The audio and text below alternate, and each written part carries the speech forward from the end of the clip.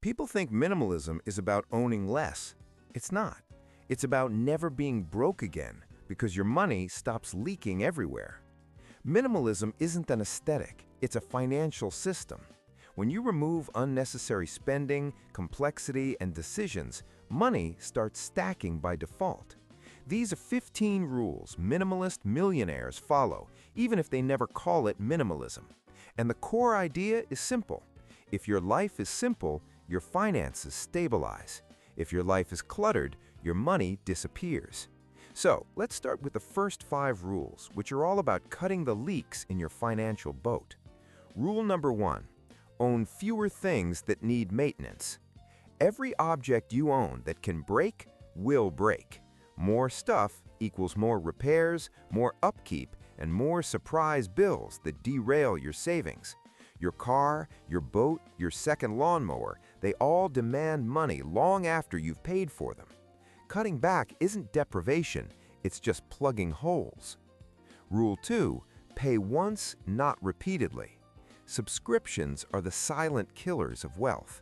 That streaming service, that software, that monthly box, they seem small, but they add up to a massive quiet drain.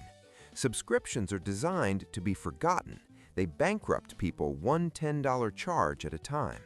The minimalist approach is to buy outright whenever possible. Own the software, buy the album, pay once, and be done with it.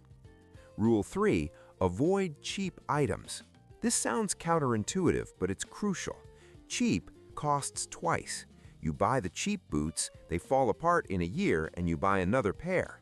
The durable boots cost more up front, but they last a decade. They cost once. Stop thinking about the price tag and start thinking about the cost per use. Quality is the best way to save money long term. Rule 4. One category, one upgrade. Don't own 3 mediocre jackets, 4 okay-ish pairs of headphones, or a drawer of cheap kitchen knives. That clutter of mediocrity drains money faster than investing in one single, high-quality item that does the job perfectly. Sell the clutter and use the money to upgrade to one great thing. Your finances and your life will be simpler. And Rule 5, if it needs storage, it needs justification. A storage unit is not an asset, it's a subscription to your own junk. You are paying hidden rent on things you don't even use. If an item isn't valuable enough to keep in your home, is it valuable enough to keep at all? Question everything that requires a box in a garage or a monthly fee. Justification should be airtight. If you just follow those 5 rules, if you stop the leaks, savings starts to happen automatically without you even trying. Now, let's get into the next 5 rules, which are about controlling your decisions and your lifestyle. Rule 6. Reduce decisions, reduce spending. Every decision you make is a potential transaction. What to eat for lunch? That's a chance to spend. What to wear to that event? A chance to buy something new. The more decisions you eliminate, the fewer opportunities you give yourself to spend impulsively. This is about building systems, not using willpower. Which leads to Rule 7, standardize your life. Find what works and stick to it. Eat the same few healthy meals for breakfast and lunch. Have a go-to uniform of clothes you feel great in. When your life runs on simple, effective routines, your costs become predictable. There are no surprises. You're no longer spending mental energy or money on trivial daily choices. Rule 8, buy for function, not for identity. So much of modern spending is about signaling status, the fancy car, the designer watch, the brand name everything. This is a trap. Buying things to tell other people who you are is the fastest way to stay broke. Minimalists buy things for what they do, not for what they say. A tool is a tool. Once you break that link between your identity and your possessions, you become free. Rule 9. Delay all non-essential purchases by 48 hours. This is incredibly powerful. When you feel the urge to buy something you want but don't need, just wait. Put it in an online cart and close the tab. Write it on a list. More often than not, after 2 days have passed, the intense desire has faded. You'll realize it was just an impulse. Most wants die when you give them time to suffocate. And Rule 10, track your money monthly, not daily. Daily tracking is for micromanagers. It's stressful, it's obsessive, and it makes people burn out and quit. All you need is a high-level overview. Once a month, sit down for 20 minutes. Look at where your money went. Is it aligned with your goals? If not, make 1 or 2 small adjustments for next month. Monthly control works. Daily anxiety doesn't. If this feels more realistic than the budgeting advice that never sticks, subscribe to this podcast. We focus on systems that work without willpower. Now, for the final 5 rules. These are about creating permanent, long-term financial stability. Rule 11, lock your lifestyle. This is the secret of the quietly wealthy. When you get a raise or a bonus, your lifestyle does not change. Your income goes up, but your expenses stay the exact same. The extra money doesn't go to a bigger house or a fancier car. It goes directly to savings, investments, or paying off debt. This one single habit is the biggest accelerator of wealth.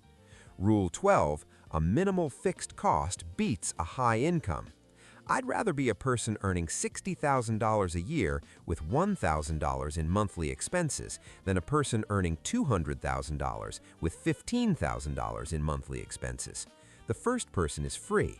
The second is trapped. A low burn rate, your essential monthly bills, is the true definition of financial freedom. It means you can survive and even thrive on less. It gives you options. High income with high expenses gives you none. Rule 13, own your time before you own things. Before you buy something, ask yourself, what is the time cost? Does this car require hours of maintenance? Does this bigger house require an extra hour of commuting each day? If an item adds time stress to your life, it is an expensive item, no matter the price tag. Your time is your most valuable, non-renewable asset. Protect it fiercely. Rule 14, everything you own must earn its keep. Every single item in your life should have a clear job. It should actively save you money, save you time, or reduce your stress. If it doesn't do one of those 3 things, it's a freeloader, it's clutter, and it's costing you. Be a ruthless landlord with your possessions. If they aren't paying their rent and utility, evict them. And finally, Rule 15, build margin, not perfection. The goal isn't a perfect, airtight budget where every penny is accounted for. That's fragile. The goal is margin, a buffer, extra cash in a savings account that's not for anything in particular. That margin is what solves problems. Unexpected car repair, the margin handles it. Sudden opportunity, margin lets you take it. Fancy systems and complicated spreadsheets don't give you security. Cash does. Minimalism isn't about sacrifice, it's about building margin into every area of your life. So, why do minimalists always seem to have money? It's simple. They have fewer emergencies because their lives are simpler. They make fewer bad financial decisions because they've removed the triggers. They recover faster from mistakes because they have a low burn rate and a cash buffer. And they need far less money to feel stable and secure. It's not that they earn more, they lose less. And that brings us to the biggest myth about all of this. People think minimalism means living worse. It means living with less friction, and friction is expensive. Financial friction, mental friction, logistical friction, it all costs you. If you want to start, here's a simple 7-day plan. Don't try to do everything at once, just this. Days 1 and 2, cancel. Go through your bank statements and cancel every subscription you don't desperately need. Days 3 and 4, standardize. Pick one thing to automate in your life. Your breakfast, your work outfit, your grocery list. Just one. Days 5 and 6, sell. Find 3 to 5 things you haven't used in a year and list them for sale online. Get them out. And on day 7, lock your habits. Write down the 1 or 2 rules from this list that resonated most and commit to them for the next month.